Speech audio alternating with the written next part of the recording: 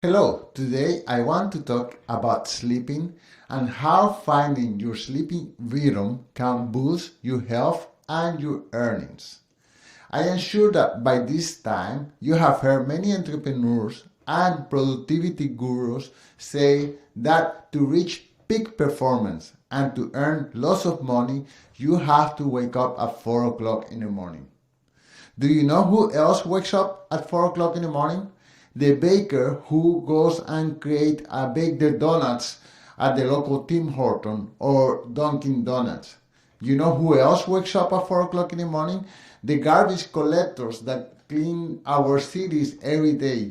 These people, they woke up at 4 o'clock in the morning, and I may be biased, but to be honest, they don't look like they are making lots of money to me. Maybe they are very productive, but I don't know how far they are getting financially. And the truth is that if you follow somebody else's sleeping rhythm, just because a productivity guru, his working hours are the best when he wake up at 4 o'clock in the morning, doesn't mean that that's the same thing that should apply to you. If you do that, your body will be wrecked. You will be in a bad mood and you will be unproductive, and maybe you may even get sick. We tend to romanticize waking up early. But the truth is that it doesn't work for everyone. We all have different biological rhythms, and just because productivity gurus say that we all should wake up at 4 o'clock in the morning, it doesn't mean that it is true.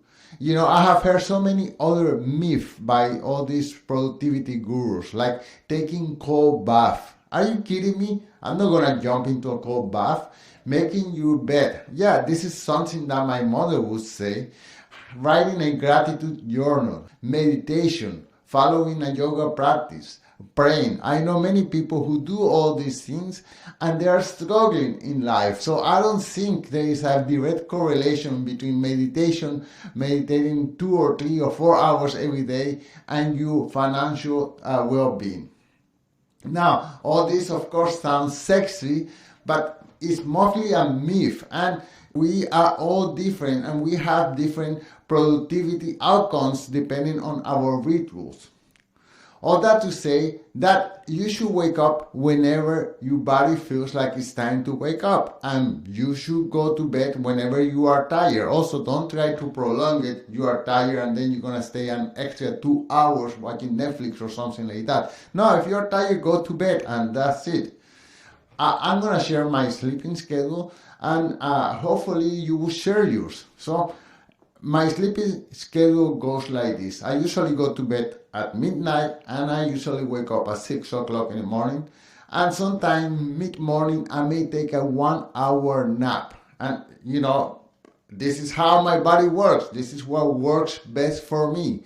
I couldn't sleep 8 hours straight. My body just doesn't do that. So I had to follow the rhythm of my body. And I asked members of our community, what are their sleeping hours? What is their sleeping rhythm? And this is some of the answers that I got. Anouk, who is a circus artist, this is a very physical job that she does. She says that she needs 8 or 9 hours, or even sometimes 10 hours. And it makes sense because she does a lot of physical work, jumping from one patient to the other. That takes a lot of work, physical labor. My friend Cheryl, who is an English teacher, she teaches English online. She's a night owl and she works best while sleeping from 2 a.m. to 10 a.m. And Isabel, who is one of our ex-dance students, she says that she is similar to Cheryl. She goes to bed between 1:30 in the morning to 2 o'clock and wakes up at around 9:30 in the morning to 10 o'clock in the morning. Rania, who is my neighbor, and she's a PhD student, she says that she likes to sleep about 8 hours, and she considers herself a night owl because she struggles in the morning and she thrives at night.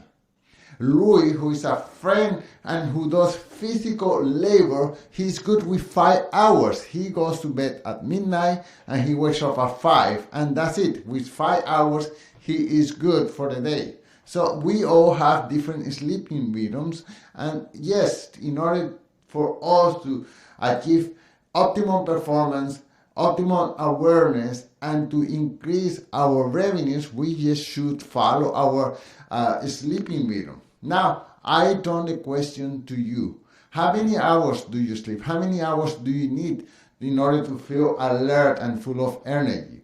And are you a early bird or a night owl? And what are the times during the day that you feel like peak performance, that you have the highest level of energy? Please let me know on the comments and talk to you soon. Goodbye.